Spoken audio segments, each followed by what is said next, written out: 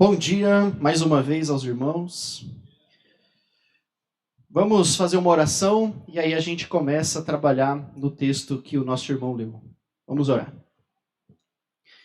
Grandioso Deus e Pai, nós te damos graças em Cristo. Primeiramente, Pai, agradecendo o dom da vida que o Senhor nos deu e reconhecemos, Pai, que só estamos aqui por Tua misericórdia. E nesse momento, Pai, nós pedimos que o Teu Espírito Santo que habita dentro de nós possa, Pai, realmente abrir os nossos olhos, o nosso coração para a Tua palavra, para que nós possamos realmente meditar, Pai, no que está escrito aqui, nessa passagem que nós lemos agora, e que, acima de tudo, Pai, nós possamos viver aquilo que nós estamos lendo, colocar em prática. Nos ajude a ter um entendimento, que o Espírito Santo nos ajude a ter o correto entendimento dessa passagem. E por tudo que o Senhor tem feito, nós te damos graças em nome de Jesus, pela tua igreja e pela salvação. Amém. Pois bem, pedi para o nosso irmão ler o texto que a gente vai trabalhar hoje. Você percebeu aí que ele é um texto pequenininho, né? 42 versículos, mas é um texto, né, muito reflexivo para nós, correto? Bom, o contexto dessa passagem, vamos começar então pelo nosso contexto dessa passagem. O título da pregação está aí: o que Jesus exige de seus seguidores. E meditando nessa passagem durante a semana, para trazer, porque pensando e lendo e relendo essa passagem, né? E eu acho que se de fato nós nos aprofundarmos e olharmos o que Jesus realmente está pedindo dos seus seguidores, realmente acho que o número de seguidores de Jesus iria cair, se a gente de fato praticasse todas as coisas que ele está pedindo aqui para nós. É um desafio muito grande. Tanto que você vai lembrar, eu não lembro exatamente da passagem, mas você lembra que quando Jesus falou, muitos desses ensinamentos, muitos dos discípulos de Jesus abandonaram ele. Lembra disso? Muitos abandonaram porque acharam difícil demais. Quem pode obedecer isso? Isso é difícil demais, né? E o desafio para nós é lermos essa passagem e pedirmos força ao Espírito Santo para que a gente possa viver todas essas coisas.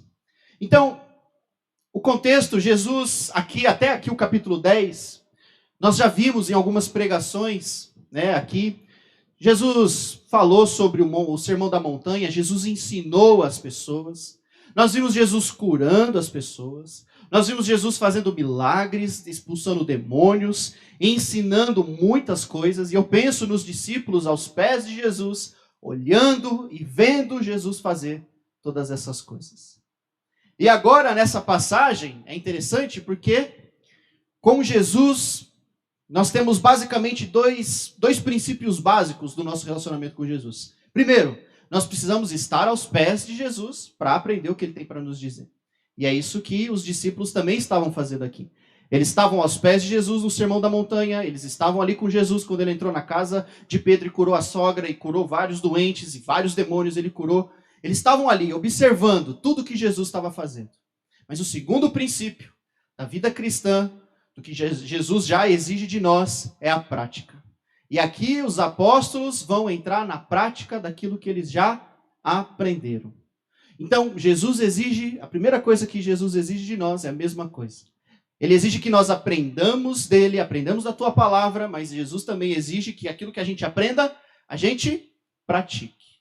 E aqui, né, nessa passagem, nesse contexto de Mateus 10, os discípulos vão ter a sua primeira experiência, né, a sua primeira prática daquilo que eles já aprenderam, né, de viajar nas vilas, nas aldeias, nas cidades, para poder falar sobre o reino dos céus.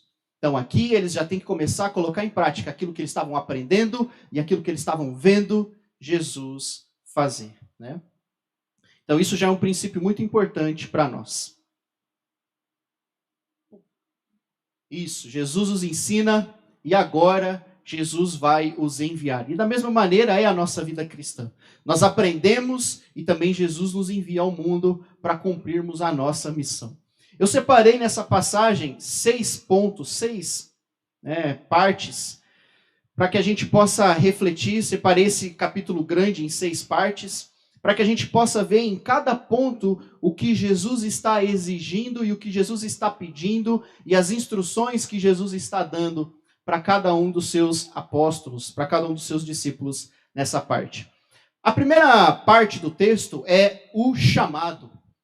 Jesus chama, se você ler aí no começo do versículo 1, vai dizer assim: chamando os seus 12 discípulos, deu-lhes autoridade para curar os doentes e os enfermos. Então a primeira coisa que nós vemos Jesus fazendo aqui é, Jesus chama os seus discípulos e Jesus dá autoridade a eles para que eles pudessem ir e pregar o evangelho. Então, essa autoridade sugere que quando eles fossem, eles não estavam falando sobre si. Eles não estavam falando sobre eles. Eles não estavam pregando sobre os ensinamentos deles. Mas eles estavam indo sobre a autoridade de alguém superior a eles. E eles eram representantes dessa pessoa. Então, quando os discípulos foram, eles estavam representando Jesus. E esse representar Jesus é muito importante, porque o que eles fossem falar, o que eles fossem fazer, o que eles fossem ensinar, eles estavam usando o nome de Jesus para isso, correto? E da mesma maneira, Jesus também nos chamou um dia, correto? E ele nos deu essa mesma autoridade. A gente não tem esses dons miraculosos que eles tiveram aqui para expulsar os demônios, para as curas, mas nós temos a mesma autoridade que Jesus nos deu sobre o ensino. Ele nos dá a sua palavra como autoridade para levar salvação aos perdidos. Será que eu tenho usado isso que Jesus tem me dado? Será que eu tenho realmente respondido esse chamado que Jesus deu? Será que eu tenho escutado a voz do Mestre e tenho seguido os seus passos? Porque para que a palavra de Deus seja autoridade na minha vida e para que essa autoridade eu possa passar para as outras pessoas, eu preciso me aprofundar nela. Eu preciso me debulhar nas Escrituras. Eu preciso ler elas. Eu preciso aprender mais delas. Para que eu tenha cada vez mais autoridade no sentido de certeza daquilo que eu vou ensinar para as pessoas a respeito da salvação em Cristo Jesus. Então, a nossa vida com Jesus, a primeira coisa que Jesus exige de nós, quando ele nos chama, é a coragem para poder falar com autoridade da palavra dele. Todos nós, um dia que estamos aqui, um dia fomos chamados, chamados, batizados, restaurados, purificados para uma missão, correto?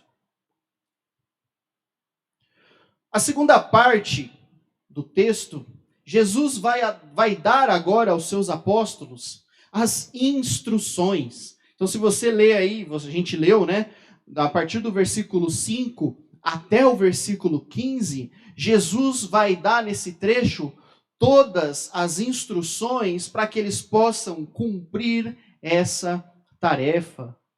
Então você vai ver nessa parte Jesus falando: entrem nas cidades, não se dirijam aos samaritanos, se dirijam primeiro aos gentios, porque deles é primeiramente o reino, correto? Falem que o reino está próximo, no versículo 7, por onde forem, preguem esta mensagem: o reino dos céus está próximo. Curem, ressuscitem, expulsem demônios, não levem ouro, não levem prata. Então, Jesus está dando a eles aqui todas as instruções para que eles pudessem cumprir essa missão. E assim como eles tiveram de Jesus todas essas instruções, nós também temos. Nós não somos chamados, como os discípulos foram, para falar de algo que está na nossa mente, que a gente inventa. Nós fomos chamados com instruções para falar acerca de algo. Então, é através, o segundo ponto ali, o B, através da sua palavra, a Bíblia, nós temos todas as instruções que precisam ser passados para as pessoas. A Bíblia é o nosso manual de vida cristã. A Bíblia é o nosso livro, a Bíblia é a nossa bússola. A palavra de Deus é as nossas instruções de como Jesus quer que a gente viva aqui nessa terra e de como Jesus quer que a gente leve outras pessoas ao conhecimento do Evangelho. A Bíblia é o nosso manual de vida. Por isso que lá em 2 Timóteo 3,14 vai dizer, olha, toda a escritura é inspirada por Deus, útil para o ensino, para a repreensão, para que o servo de Deus esteja preparado, habilitado, né, para toda boa obra. Então, a Bíblia é a nossa espada para essa guerra espiritual, né? E aí nós precisamos refletir sobre isso, né? Como é que tem sido o nosso tempo de estudo? Como é que tem sido o meu tempo de devocional com Deus? Como é que tem sido as minhas orações a Deus? Sabendo que tudo isso me alimenta para que eu possa ajudar outras pessoas, né? O que Jesus exige de nós, que a gente não negligencie a sua palavra, que a gente não deixe de lado a sua palavra, que a gente busque na palavra dele as nossas orientações, né? A orientação que ele quer.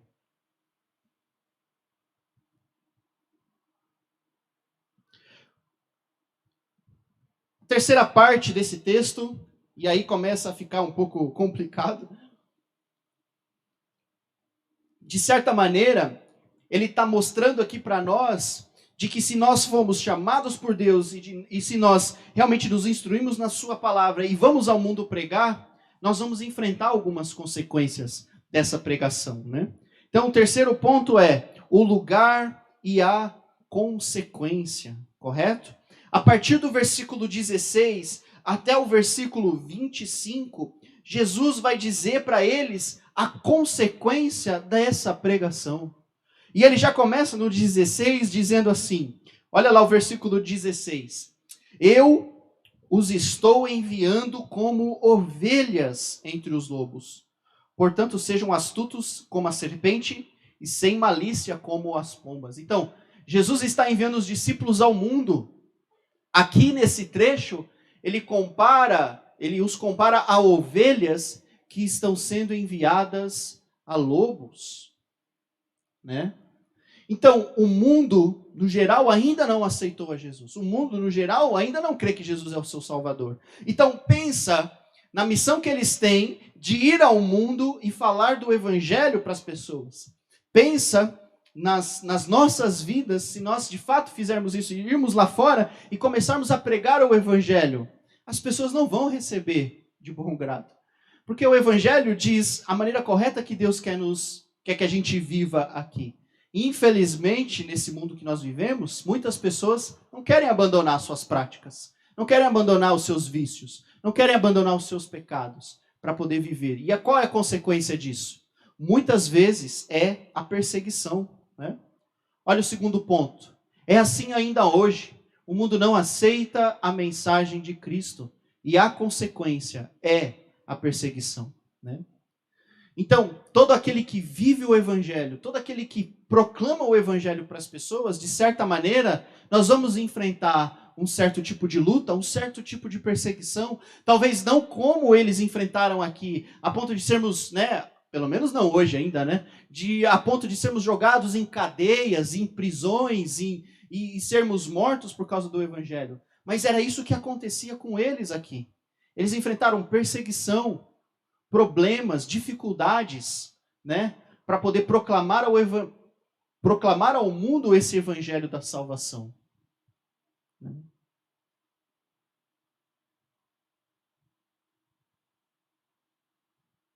Por isso, no quarto ponto, nós vemos Jesus dando a eles agora, né, a motivação, né?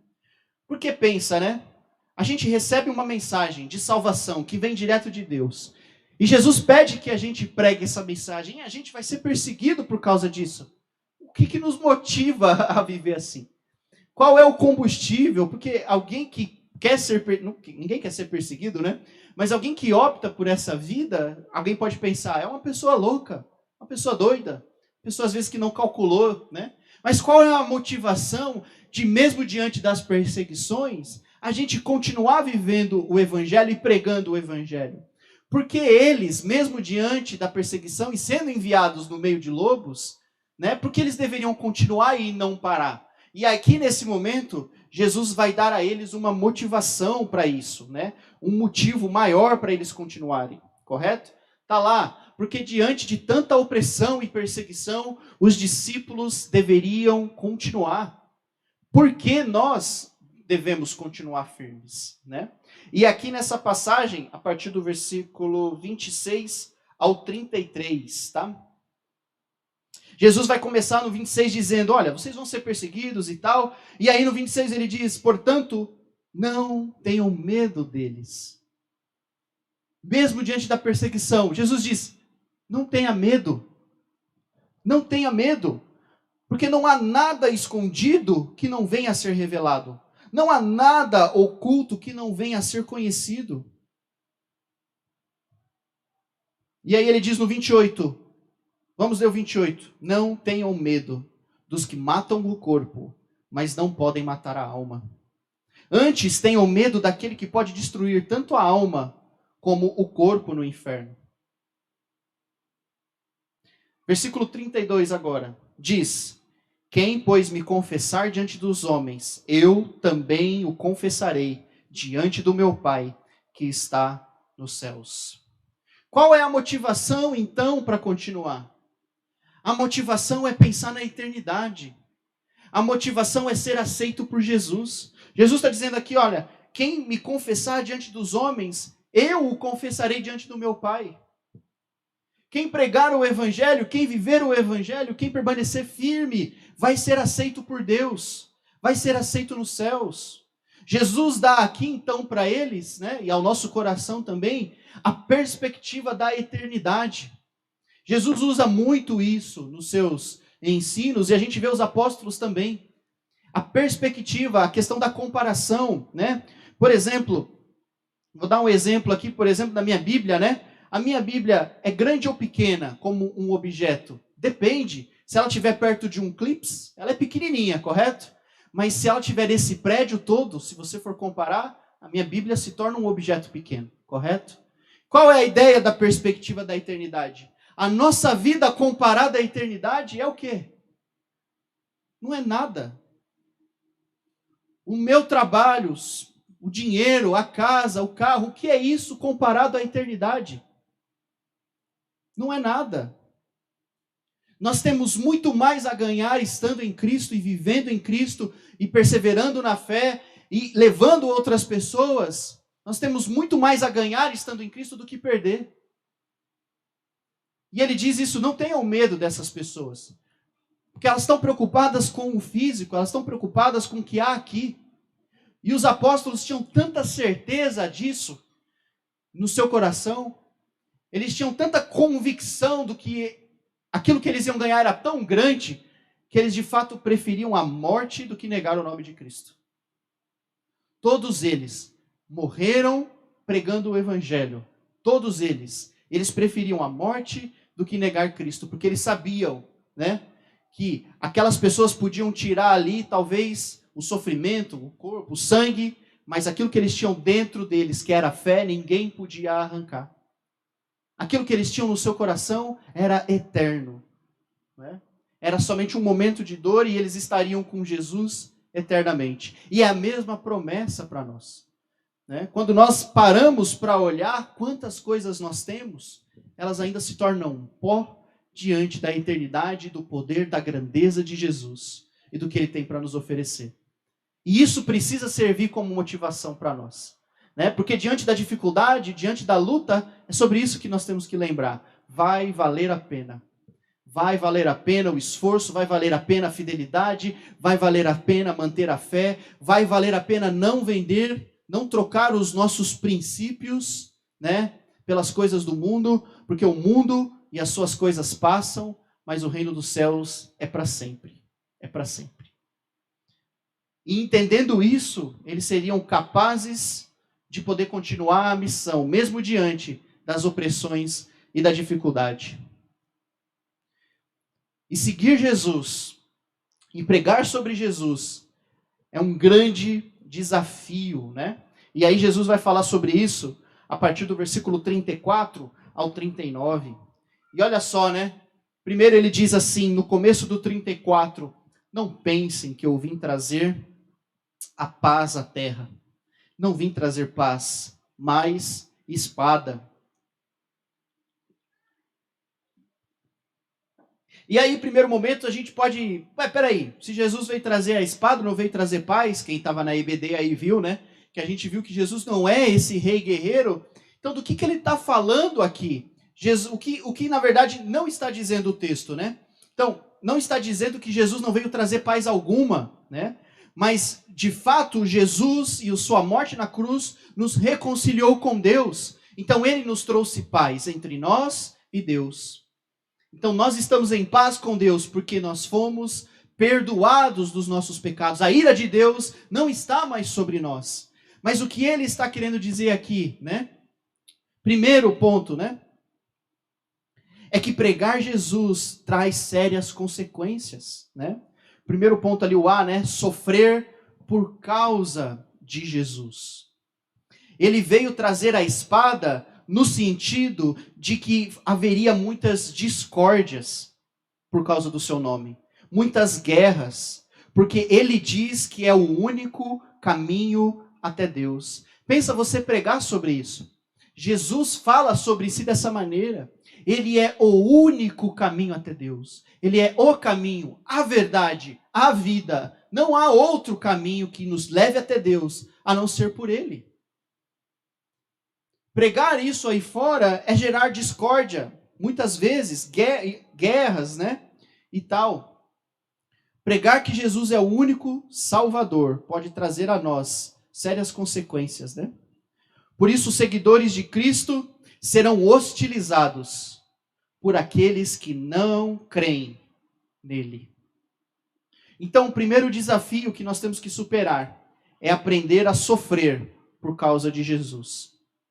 O segundo desafio é, que ele diz aqui, quem ama mais o seu pai ou a sua mãe não é digno de mim. Quem ama o seu filho ou a sua filha mais do que a mim não é digno de mim. E quem não toma a cruz e me segue não é digno de mim. O segundo desafio é não amar mais a família do que Deus.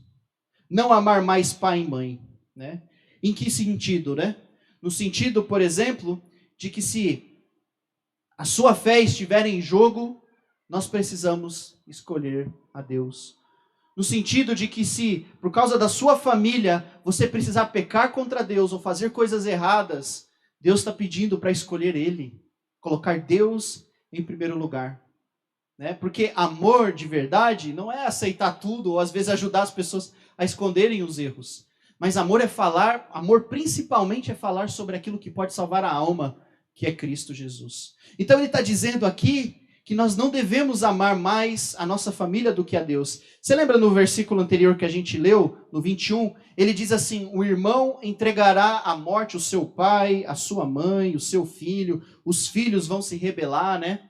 Isso aconteceu ali naquela época, né? Tem um livro que se chama A História dos Mártires, e que diz que na igreja lá do primeiro século, o cristianismo era proibido, as pessoas eram perseguidas por Roma, né? E havia recompensas para aqueles que entregavam. Então, era comum relatos de esposas que entregavam o marido porque se converteu a Cristo. O marido que entregava a esposa porque ela se converteu a Cristo. Os pais que entregavam os filhos que entregavam os pais à morte porque eles se converteram a Cristo.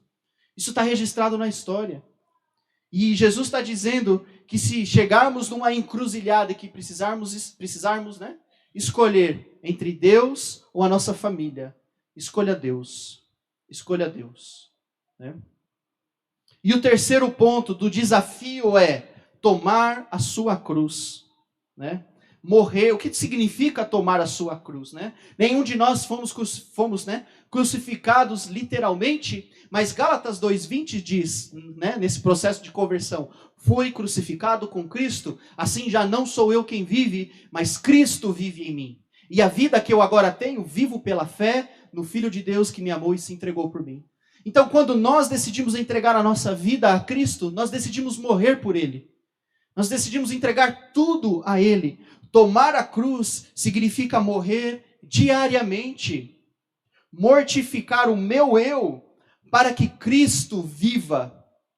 Jesus exige amor supremo a Ele. perder a vida, né? Jesus exige que nós não vivamos para nós mesmos, mas sim para Ele. Dar a Cristo o primeiro lugar e não colocar as coisas desse mundo como prioridade, né?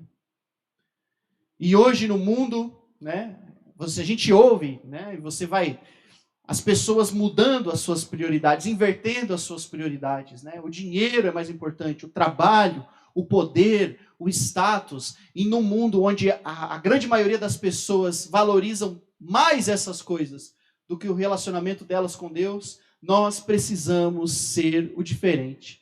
Nós precisamos agir diferente. Nós precisamos ser a luz do mundo, para que Cristo habite em nós, brilhe em nós, e que a gente possa, de fato, transformar, né, e levar essa mensagem às pessoas.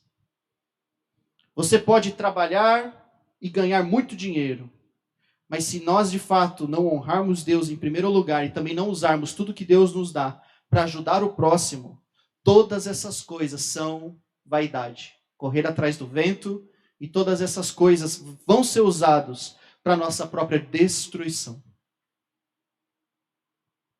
E por fim, o último ponto, a recompensa, né?